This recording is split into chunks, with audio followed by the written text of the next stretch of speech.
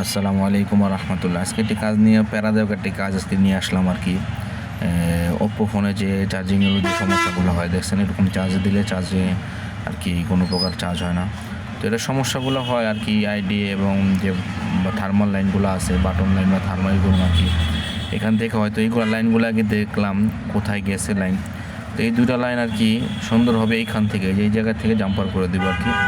দুটা line by করলাম, সুন্দরভাবে ঘষলাম এখান থেকে আর কি। দুটা লাইন সুন্দরভাবে বাই করে ওই দুইটা লাইনের মধ্যে আর কি যদি জাম্পার করে দেয় ইনশাল্লাহ কাজটা হয়ে যাবে।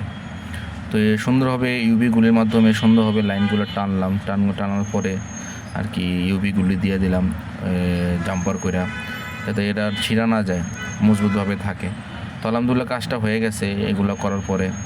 আসলে এটা অনেক প্যারাদায়ক কাজ আর কি। অনেকে ব্যাটারি চেঞ্জ করে, অনেক সময় ব্যাটারি চেঞ্জ করলে হয়ে যায়, আবার অনেক সময় ব্যাটারি চেঞ্জ করলে হয় না। তো এরকম কোনো সমস্যা থাকলে, আরও মোবাইলের সমস্যা থাকলে নিয়ে আসতে পারেন। আসসালামু আলাইকুম।